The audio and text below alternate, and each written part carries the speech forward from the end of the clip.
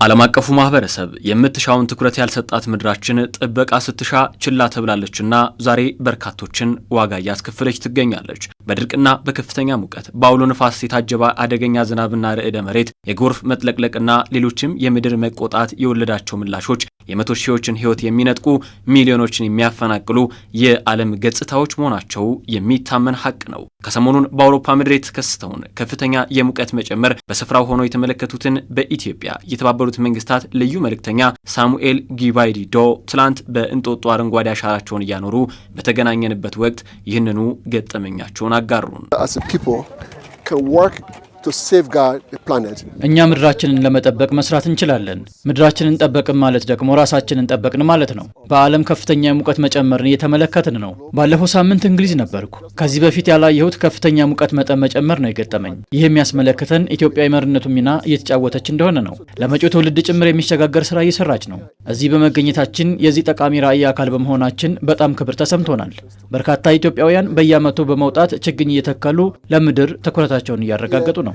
To be part of this visionary leadership and to join the people of Ethiopia, millions of Ethiopians who've come out every year.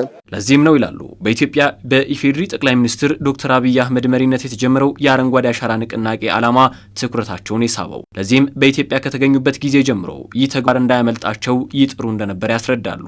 The leadership of Ethiopia under His Excellency Prime Minister Abiy በክቡር የኢትዮጵያ ጠቅላይ ሚኒስትር ዶክተር አብይ አህመድ መሪነት ኢትዮጵያ በዚህ ስራ ከፊት መምራቷ በጋራ ሆነን ምድራችንን መጠበቅ እንደምንችል ማሳያ ነው። ምድርን በመጠበቅ ራሳችንን እናድናለን። የግለሰቦች ብቁ ተሳትፎ ለማህበረሰቡም የተረጋጋ ኑሮ ድርሻው የጎላ መሆኑን እያየን ነው። ይህ ደግሞ የኛ ማህበረሰብ በዚህ መንፈስ እንዲቀላቀል ለሀገር ብልጽግና የድርሻውን እንዲወጣ የሚያደርግ ነው። እኔ በኢትዮጵያ እድሉን አግኝቼ ስሳተፍ ይህ ለሶስተኛ ጊዜ ነው። በኢትዮጵያ የሚገኙ የዲፕሎማቲክ ማህበረሰብ በኢትዮጵያ ሆነን ለምድር መጠበቅ ያለንን ቁርጠኝነት ያሳየንበት ነው። demonstrate our commitment to the planet. የአረንጓዴ አሻራ በየትኛውም የዓለም ክፍል የሚገኝ ማህበረሰብ ጉዳይ መሆኑን አምነን ልንተገብረውና ልንደግፈው የሚገባ ነው የሚሉት ደግሞ በኢትዮጵያ የእንግሊዝ አምባሳደር ናቸው። ሀገራቸው አሁን ላይ እየተፈተነችበት ካለው የሙቀት መጠን መጨመርም ጋር አቆራኝተው በማሳያነት ይጠቅሳሉ። የአየር ንብረት ለውጥ ሁላችንንም የሚያገኝ ጉዳይ ነው። በኢትዮጵያ ከተመለከትነው ካልተጠበቀ ዝናብ ጋር ልናያይዘው የምንችለው ነው። ዓለምን እያስጨነቀ ያለው ኢሊኖ ደግሞ በመላው ዓለም ድርቅን እያስከተለ ነው። የኔዋን ሀገር እንግሊዝን ብንመለከት ሰሞኑን በከፍተኛ ሙቀት መጨመር እየተፈተነች ነው። በመሰረተ ልማቶች እየታገዝን እየተከታተልን ነው። ስለዚህ በኢትዮጵያ ያለው የአረንጓዴ አሻራ ንቅናቄ የአየር ንብረት ለውጥን ለመከላከል እጅግ ጠቃሚ ተግባር ነው። በሀገሪቱ የካርበን ልቀትን ለመከላከል ለአየር ንብረት ለውጥ የማይበገር ከባቢን ለመፍጠርና በአየር ንብረት ለውጥ የሚጎዱትን ለመታደግ የሚረዳ ነው። በዚህ ምክንያት ነው ሀገራት ከኢትዮጵያ ተግባር ሊማሩ ንቅናቄውንም ሊደግፉ እንደሚገባ በተደጋጋሚ የሚነሳው። እንግሊዝ ለዚህ ያላትን ቁርጠኝነት በተግባር እየገለጸች ስለመሆኑ በመጠቆም ጉዳት ከመምጣቱ በፊት ለመሰል ተግባር ከጎን መሰለፍ ተጎጂዎችን እንደ መታደግ ይቆጠራል የሚለውም የአምባሳደሩ ማሳሰቢያ ነው። በርካታ ሀገራት ከዚህ የኢትዮጵያ ተግባር ሊማሩ ይገባል።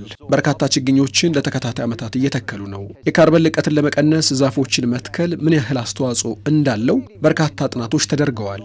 ብዝሃ ሕይወትን በመጠበቅ የአየር ንብረት ለውጥን ለመከላከል እጅግ ከፍተኛ አስተዋጽኦ ያደርጋል። እዚህ ላይ በመግባት አረንጓዴ ልማትን መደገፍ በጣም አስፈላጊ መሆኑን እናምንበታለን። የእንግሊዝ መንግስትም በዚህ ዙሪያ ከኢትዮጵያ ጋር እየሰራ ነው። ይሄ በአየር ንብረት ለውጥ የሚጎዱ ሰዎችን በተግባር እንደመደገፍ የሚቆጠር ተግባር ነው።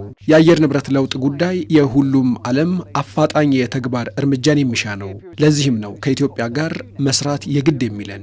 ምክንያቱም ኢትዮጵያ ለቀጣዩ ጊዜ የሚሻገር ስራ እየሰራች ነው። ወቅቱም ዓለም አቀፍ የአየር ንብረት ለውጥ በከፍተኛ ሁኔታ ቀዳሚ ትኩረት የሚሻበት ጊዜ ነው። ዓለም አቀፉ ማህበረሰብም ልክ እንደ ኢትዮጵያ መሪዎች አጽንኦት እንዲሰጡት ጫና ማድረግ አለበት። አምባሳደሮቹ ኢትዮጵያ በዘርፉ ያካበተችውን ተሞክሮ ለሌሎችም ማጋራት እንዳለባት አመላክተዋል።